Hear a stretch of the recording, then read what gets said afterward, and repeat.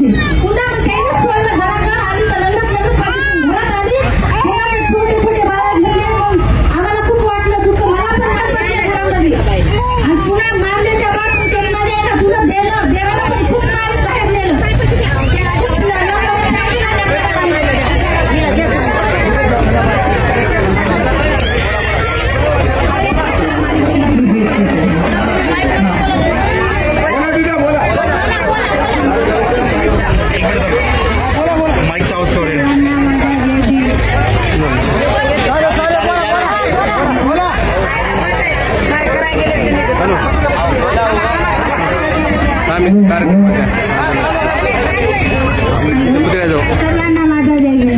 म्हणजे 12-1च्या दरम्यान तिथं होती मी आणि लगेच मग मी हॉस्पिटलला ड्युटी करते इथं करून खातो चालू त्याने हॉस्पिटलला मी ड्युटी करते आणि मग मी घरी गेले 2-2:30 वाजता घरी गेले. आता नाईट ड्युटी असल्यामुळे मग मी थोडंसं जेवून आणि टाकलं तर 5-5:30च्या दरम्यान मध्ये सगळा आवाजच यायला बाहेरून खन खन खन दारावर पंठावर काट्या दारावर सवायले म्हणून मी बाहेर आले तर मी बघत होते. बघितलं तर काय हे लेडीजला पण काढायले मुलांना पण काढायले आणि जेंट्सला पण असे मारायले. ते समोर जे पटांगण आमच्या समोर त्याच्यामध्ये मारायले ते मारत असताना मग मी व्हिडिओ काढू लागले. सुप्रिया ताई तुम्हाला सांगते मी त्याला बघू द्या ना मला त्याच्याशी बोलायचं आहे. तर मग मी व्हिडिओ काढत होते माझ्याजवळ मोबाईल होता मी त्याचा व्हिडिओ काढत होते. पोलीसवाल्यानं सगळ्यांना म्हणजे पूर्ण गाडी भरून आली माझ्याजवळ माझ्या अंगणामध्ये घरामध्ये 11:15च्या. तर मग ती गाडी आली की त्यानं मला सगळ्यांना असा घेरा घातला. फटाफट हातावर फटके दिले म्हणजे पायावर फटके दिले सगळ्या अंगावरच फटके दिले. मोबाईल पाडा मोबाईल घेतला त्यानं की महाराज हो तुम्ही तुमची दाखवतो आता तू तर लिडरशिप करायलीस का असं तसं. हे पोलीस कर्मचारी म्हणजे आता हे अशोक घोरबण दुर्नल आणि याचं पूर्ण ते पथकच होतं त्याचं पूर्ण म्हणजे 10-15-20 पोलीस त्याच्यामध्ये होते. ते त्याच्यामधल्या पोलिसांना सगळ्यांना मला मारलं. इतकं मारलं खूप मारलं मला तिथं असा गोल घेरा घातला खूप मारलं. जसा पटका मारत की बाथरूम व्हायची मला. पोलीसवाले 10-15 पोलीसवाले होते. आधी ते तुम्हाला दाखवते मी ते पण दाखवते आणि मला मारलेलं पण तुम्हाला दाखवते मी आता. आणि मग मला पुन्हा केस धरले पुन्हा मारित होते. त्याच्या हातामध्ये ते प्लास्टिकचे बांबू जे होते ना त्यानं मध्ये मग मला खेचून त्यानं घेऊन गेले 5:30-6:30च्या दरम्यान मध्ये पोलीस स्टेशनला बाहेर गाडी उभी केली की जसं आता मध्ये कसं ते नेत आली मी त्याला म्हणाले मला कशामुळे न्यायले कशासाठी न्यायले तुम्ही आम्ही काय केलंय म्हणजे तुम्ही का न्यायलेत आम्हाला आम्ही काय म्हणजे कोणत्या त्याच्यामध्ये तुम्ही मला न्यायलेत म्हणून असं बोलू लागले मी त्याला. तर तिथं कसं आतंकवादी कसं असं केस असं धरतात असं माझ्या गळ्याला धरलं कुणा केस धरले आणि सरळ मला एका रूममध्ये नेलं तर तिथं छोट्या पोरीला आधीच मारलं.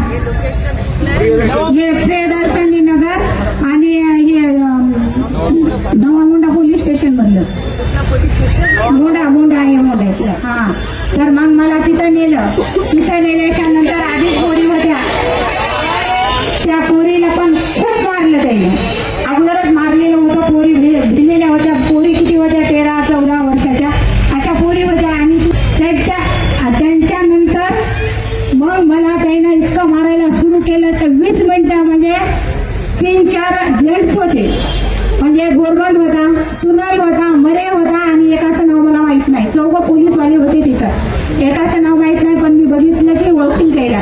आणि मग त्यानं मारलं मला. त्याच्यानंतर 4 लेडीजला पण मारलं.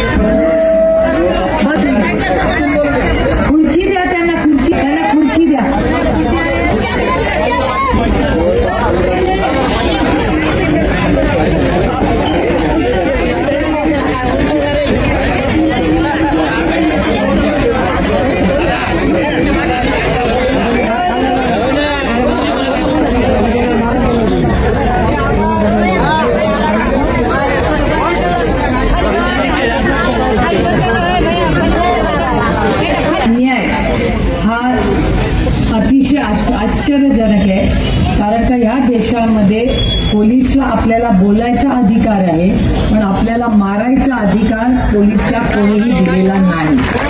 कुणाच्या मनमानीने चालत नाही. हा देश भारतरत्न डॉक्टर बाबासाहेब आंबेडकरांच्या संविधान तो आणि चालणार. त्याच्यामुळे तुम्ही बिलकुल काळजी करू नका. मी स्वतः ताईंचं बोलणं इथे ऐकलेलं आहे. माझी सगळ्याच संघटनेतल्या जे कोणी सगळे आपले आंबेडकर साहेबांचे जे प्रेमी इथे आपण सगळे बसलेलो आहोत, आपण सगळे एकाच बाजूने आहोत.